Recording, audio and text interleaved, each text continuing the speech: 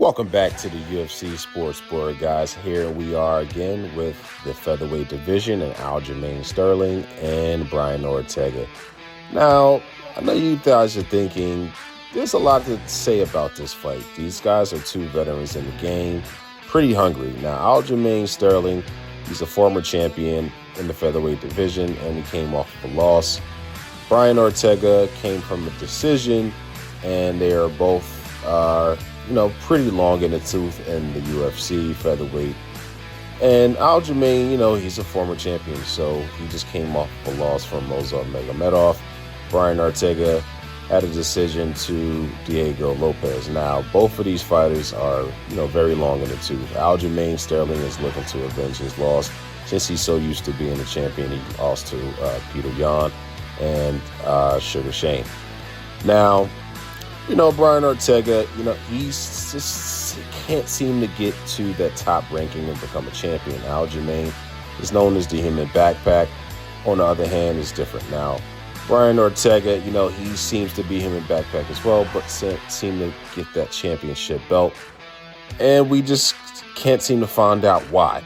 Can't seem to get over that hump. Last time, he just got ragdolled, but he just have a talent, and he's a great fighter. They're both great fighters. But, we can't wait to see how this kicks off. And this is going to be very interesting because both are in the same, era where they're the same age, same weight class. And they came in the UFC fairly around the same time.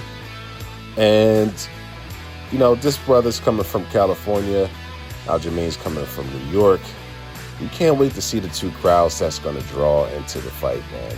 This is going to be pretty interesting. And I can't wait to see. You guys let me know what your predictions are. You guys think they're going to win the fight, man. Let me know. And what's next for these two? Now, for this division, it's been pretty stacked, y'all. We have a lot, okay? We still have, Marab. You still have, Lopez. You still have Rodriguez. You still have Lerone Murphy. And so these guys are hungry lions in the top 5 divisions. And these AlJamain Sterling and Brian Ortega are pretty old. Let's just be real. Let's just face the facts. Brian Ortega took a lot of damage in his one last fight, but prior to Diego Lopez, where he went back and forth. And, he suffered from a major loss with submission, and he was pretty badly beat. But, he was resilient. He didn't give up. AlJamain just couldn't seem to get over, Sugar Shell. Now, that was his arch nemesis, and his best friend, Peter Yan, was able to avenge his loss and retain the championship. But, AlJamain won't never fight his best friend.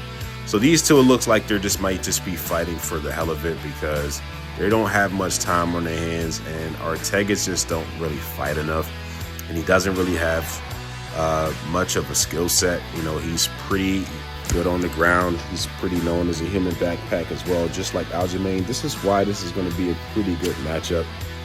But these two are very limited. They don't really have a high striking game. Ortega has a better striking game, but he doesn't possess a lot of power.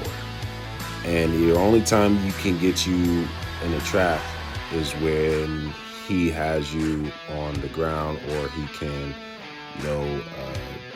submit you or get you in a grappling or a wrestling position where he doesn't necessarily have to stand with you and stand and bang. Same thing with AlJamain. But, these two don't really have much power, so that's why I don't see it being a knockout. If you guys got any value, like, comment, subscribe to the channel. I love you guys.